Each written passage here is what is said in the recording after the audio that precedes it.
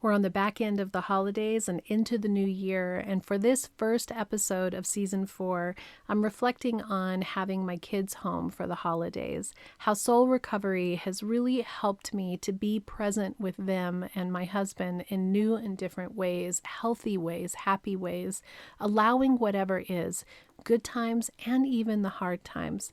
I hope you enjoy the episode. My name is Reverend Rachel Harrison, and this is the Recover Your Soul podcast, a spiritual path to a happy and healthy life. I started Recover Your Soul after having profound changes in my life from my recovery of alcoholism, control addiction, and codependency. I was guided to share the tools and principles of spirituality and soul recovery to help others transform their lives as mine was transformed.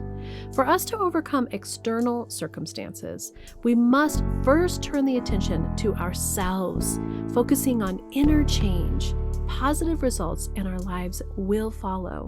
As a spiritual coach, I can support you on your path to make deep and real changes that will bring you a life of peace, happiness, connection, and abundance. Visit the website recoveryoursoul.net to book coaching sessions, read the blog, listen to some of my original music, and subscribe to receive email updates. I think of Recover Your Soul as a community.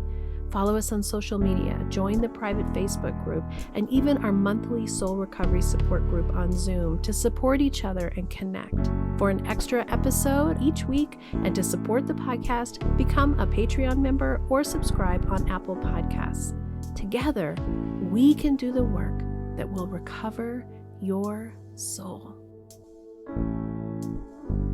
Welcome to 2023 and the 4th season of the Recover Your Soul podcast. Thank you so much for joining me here today. Thank you for being a listener. Thank you for being a community member. Thank you for being part of my life. I am so honored to be part of your life. So thank you so much for being here for this new season of the Recover Your Soul podcast. I've been reflecting a lot on this journey for me in Recover Your Soul. When I started this podcast in May, I believe it was, of 2020, I really had no idea what it was going to be. And if any of you have been oh so kind as to listen to those first episodes, the sound quality is horrendous because I just used my voice memo on my phone and didn't even edit the episodes or even know how to do quality recordings. I hadn't gotten there yet. I was just being led and guided to share my story, my recovery story, my spiritual recovery story, my emotional recovery story, which I now call soul recovery. And it's just such a blessing to be growing this community where we are finding each other. I believe so strongly that if you are listening right now, you are guided and directed by your higher power to be here. That something, someone, some search, some way, whatever it is, that guidance that brings you here into this community, into listening to my voice so that I can be a conduit of higher power to share with you healing, to share with you turning the attention to ourselves and reconnecting with this source of love and healing all of that has hurt us from the past. And many of you have come in a lot of different ways. Maybe you found me from a word search and it was spirituality or recovery or Al-Anon, or the title of one of the episodes ended up being what you were looking for. I am just so grateful that this community continues to grow and thrive. And I would have never known in May of 2020 that I'd be sitting here today, able to work full-time doing this, that I would have become an ordained minister, that I would be speaking at spiritual centers almost every Sunday, that you would be connecting with me and trusting me on your soul recovery process as your spiritual coach, and that the podcast would have as many listens as it does and that it continues to grow. It's really testament to just following one tiny little step at a time, just trusting that you are being guided and directed to your greatest good. And I have such gratitude just thinking as I come up on 5 years of sobriety, how much different my life is. And just to reflect kind of quickly, I'm sure I'll do something when I come on my 5 years sobriety, but That Christmas before I got sober, I remember was one of those Christmases where you want it to be good, but it was so tense and everybody was drinking and there was so much stress coming in. We were just trying to just hold on and make that one day just be as good as it could with the fear that it would all fall apart. Everybody lived here at that time. The boys both lived here. Bodie lived in the house with us, and Alex at that time lived with his then girlfriend. And I just remember the stress of that moment of trying to just hold it together and that I couldn't trust at that point in my life that there would be anything else. It had been so hard and so dark for so long. And when I look now and I think, wow, how far I've come in my ability to be present in any situation, in my ability to feel comfortable. One of the things that I say Soul Recovery is offering is that we can learn how to be okay, even when those around us aren't okay. And that's a major lesson for so many of us. I know it was my biggest lesson for finding my own happiness. Do you enjoy listening to the podcast commercial free? I know I am so glad that at this point I can continue to do that for you. And one of the reasons why is because this is a self-supporting podcast. Thank you so much for listening. Thank you so much for being part of the community. The way that you can help support this podcast and community is by going to the website and pressing the donate button, whatever feels right to you. Each donation makes such a big difference and really helps. The other way that supports the podcast, but mostly is here to support you, is to book coaching sessions with me. I can help you with spiritual coaching, with life coaching, whatever it is on your soul recovery journey that is going to help lead you to your best and truest and most fulfilling you. I want to help you release all that no longer serves you, to let go of the past, to open up to new ways of being, releasing all those old patterns and discovering the truth of who you are. Go to the website and book a session. There is a discount code for your first session in the show notes, and I really love working with you on your soul recovery journey because together we can do the work that will recover your soul. Now back to the episode. As we had Christmas this year, Alex and Bodie came from California, and we had originally planned for them to come a Wednesday evening to a Monday night, with Christmas being over the weekend. And there was that huge freeze that was going to hit the country, and it was going to start to snow right in Denver, right at the time that they were supposed to land. And so I was able to book a Southwest Airlines flight earlier in the day, and they were able to come in substantially earlier on Wednesday. And I remember just being so grateful for that extra half day that we had together because I already felt like it was going to be a short visit anyway. And I had done an episode on the Friday bonus episodes that was around preparing yourself for family, getting ready to have people in town, how to mentally prepare yourself for the stress that ends up happening with family. And I remember thinking in that episode when I was speaking that I was speaking to you, but more I was speaking to me. And in each of these episodes, I haven't figured everything out. I'm not somebody who is without problems. I still am working on myself.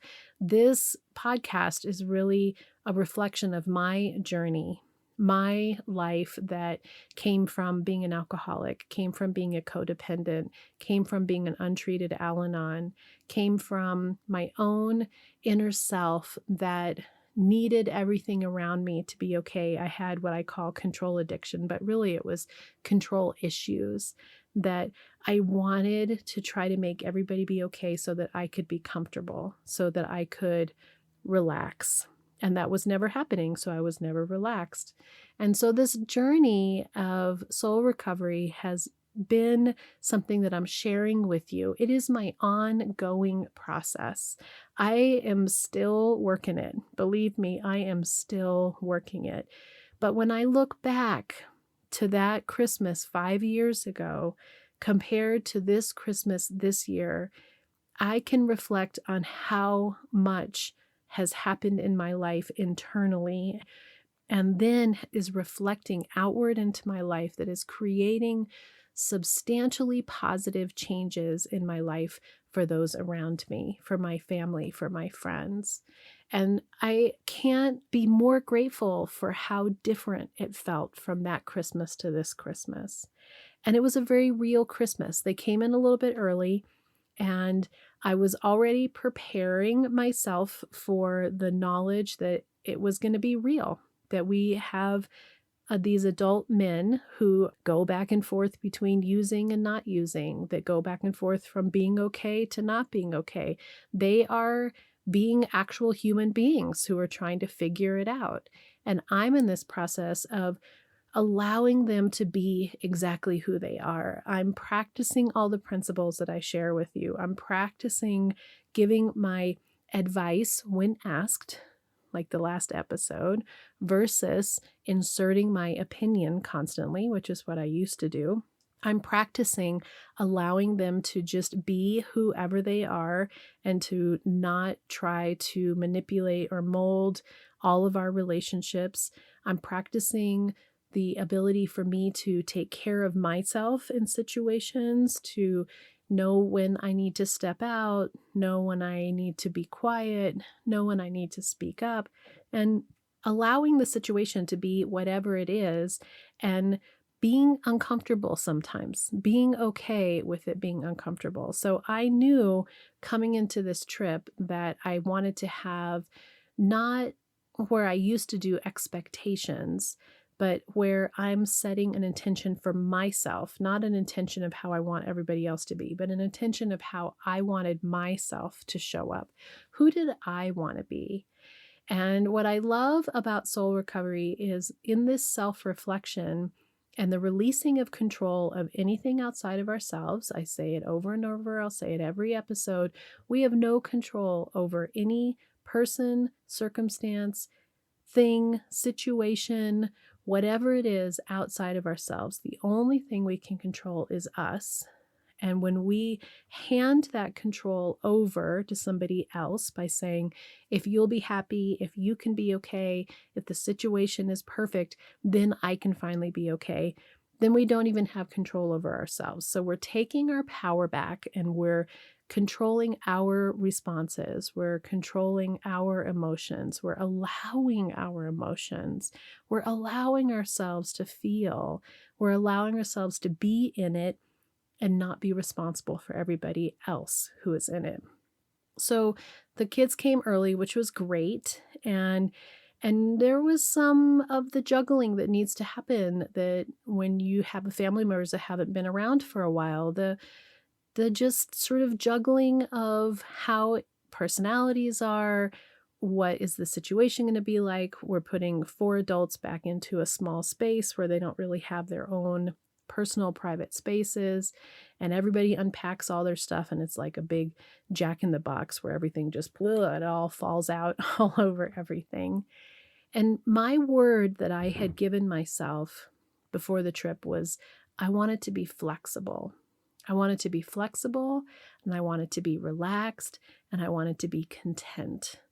And so what I loved was that I knew that there was going to be some rough edges.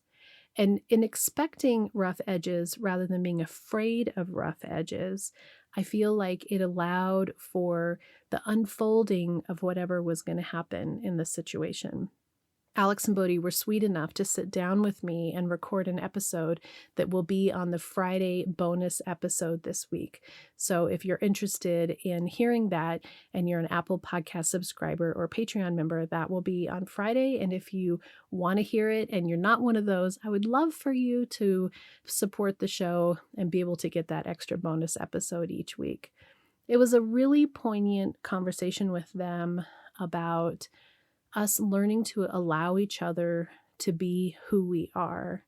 And especially when you have a family like ours that loved each other so much, but had so much dysfunction for so many years, we're slowly but surely breaking those patterns with consistent small changes.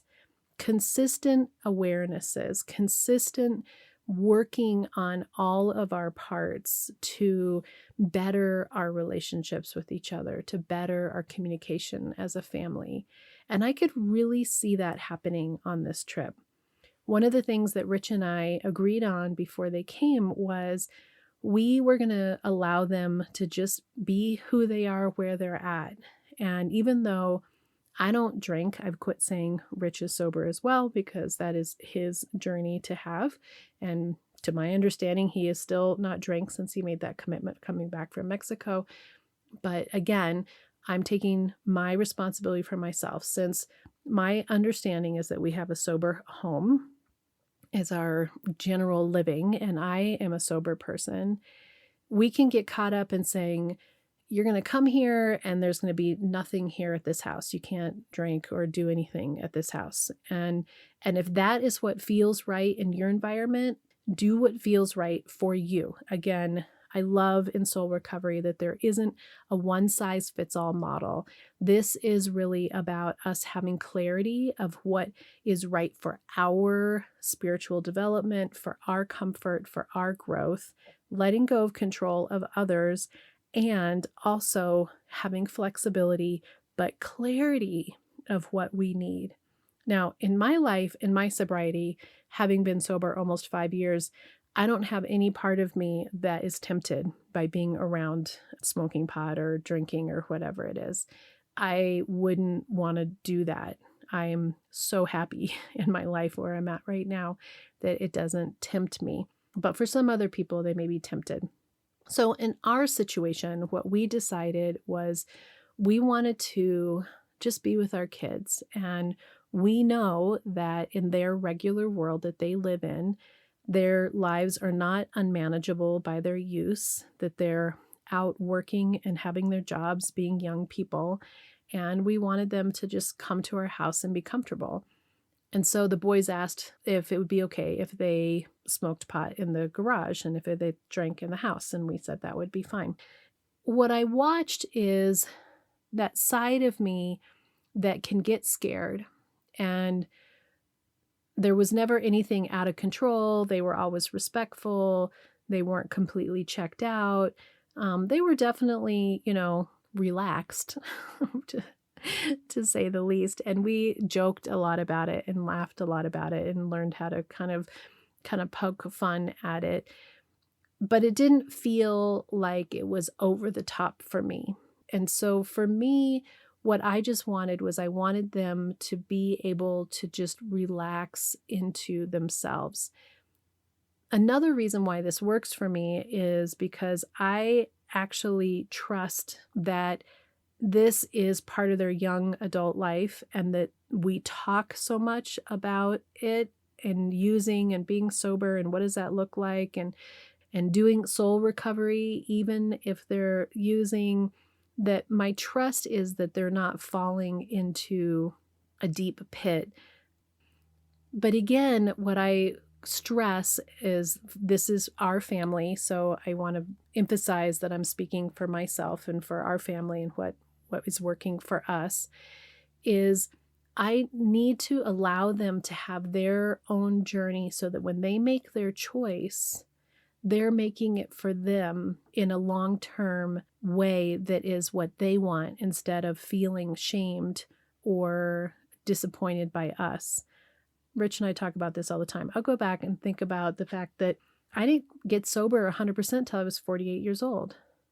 And that is a substantial deal, that there was years and years and years and years where I moderated, or I tried to control, or I quit for a while and then I didn't.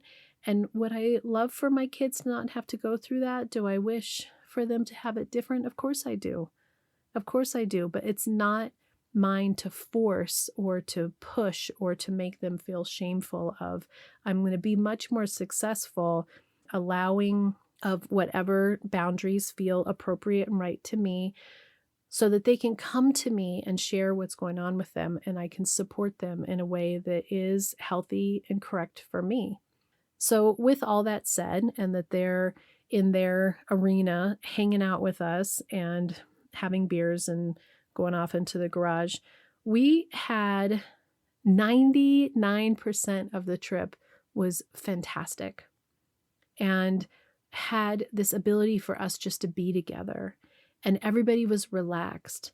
And we were able to have deep conversations and have them really share what was really going on in their lives with us learning how to be better at just listening and not giving a ton of unsolicited opinions, and just be with them and allow them to decompress and allow them to relax and allow them to choose what we watched almost, and find ways to connect. We did a ton of art projects, which I just loved so much. There were models out making cars. We did resin coasters with all of the stickers and art that go with the company that they work for, that Alex has designed all these graphics for. I found Shrinky Dinks in my art studio from when they were kids. We did Shrinky Dinks. I just love that we found ways to connect that were creative and fun, and we laughed a lot, and we just enjoyed each other's company. And I think that if I had been all caught up in trying to have them mold themselves into the world in which I live now, they wouldn't have been comfortable. And then what ended up happening, that we were so happy to get that half day at the beginning of the trip, as you know, because probably a lot of your family and friends were affected by this too. Southwest had the huge blowout of the storms, making their whole system shut down, or whatever happened in terms of their getting their planes to where they needed to go. And the kids were supposed to leave Monday night, and flights were canceled. So the first flight that we could get them out and back home wasn't until Friday. And so they stayed an extra 4 days. Real stuff happened during that time. There was a conversation that happened where Alex was really feeling the loss of a lot of his childhood things that I got rid of, toys that I thought that he was grown up now, and he was able to feel his feelings and express his anger. And I was able to hear him, and I was able to look him in the eyes and share the truth of being really sorry instead of defending, and allow him to go through that process. And there was a situation where Rich got upset, and they worked through it. And in the midst of all of it, I could feel that I've changed so much in my ability to be present with what's happening around me without taking on everyone's emotions, feeling like I'm responsible for everyone's emotions, that I'm responsible for their happiness. And I could allow myself to notice when I was feeling discomfort. I could allow myself to take care of myself, breathe, go do a meditation. I came out here to my studio, did some work, did some journaling. I did the soul recovery tools, and it ended up being, again, every time we're together, better than the last time, more connecting than the last time.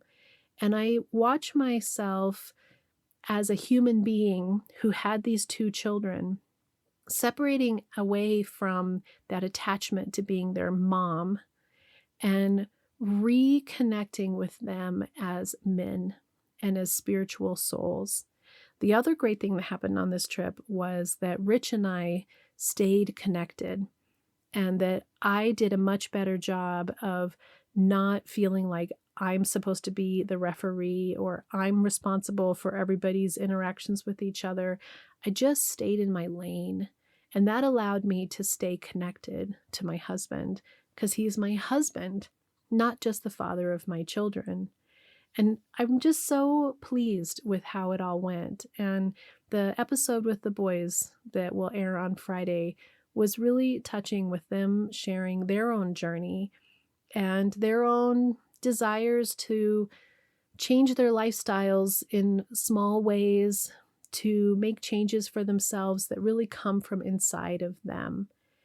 And when I, again, reflect on 5 years ago at Christmas to this time, where we ended up with all these extra days, I wasn't walking on eggshells.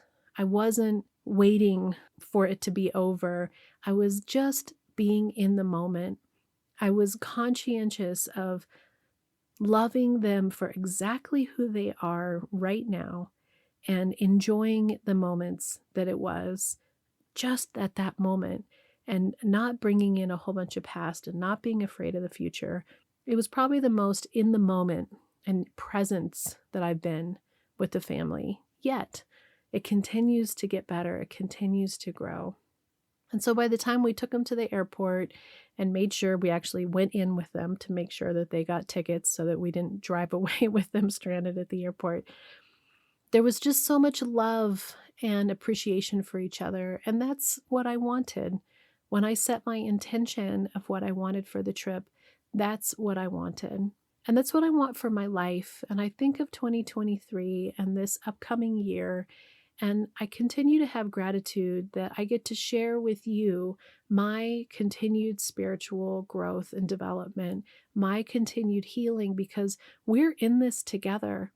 The reason why you have found this is because something relates in terms of how we can all come together and share our stories, share our experience, share our ahas, share our pain.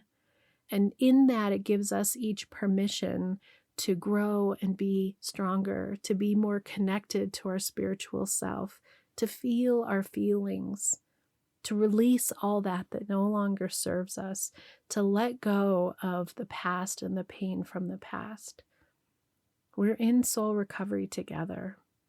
And I just am honored to be in your ears right now, whether you're cooking or walking or cleaning or in the car. Thank you for allowing me to be in your life. I am so grateful. Until next time, namaste. Are you wondering, how do I go deeper on my soul recovery journey? Or how do I support this great podcast? Well, here's your call to action. If you're ready for real inner change and would like to work directly with me, visit the website and book a coaching session. I'm here to support you on your unique path.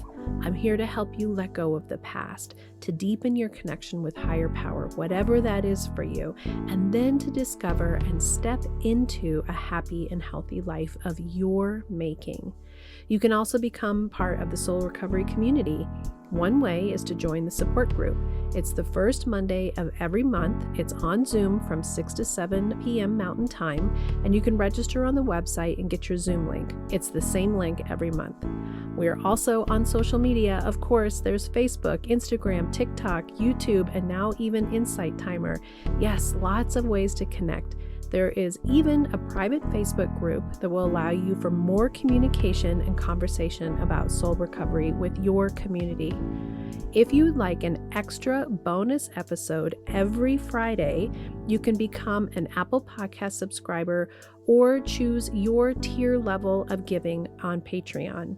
I'd also love all the listeners to subscribe on the website so that I can keep you informed on what's going on with the podcast, the community, with me, and anything that's up and coming and new and great about soul recovery. Also, if you just take a little bit of time and give me 5 stars, a quick review, share the podcast with friends and family, make sure you're subscribing however you listen to the podcast, we're helping even more people to have soul recovery in their lives. If this podcast is providing you spiritual nourishment and inspiration, thank you for going to the website, pushing the donate button, and giving whatever feels right to you. It means so much to me because I have this mission of sharing soul recovery with the world, and your donations, your bookings, your subscriptions, everything that you do to be part of this community is making all that happen. Together, we can do the work that will recover your soul.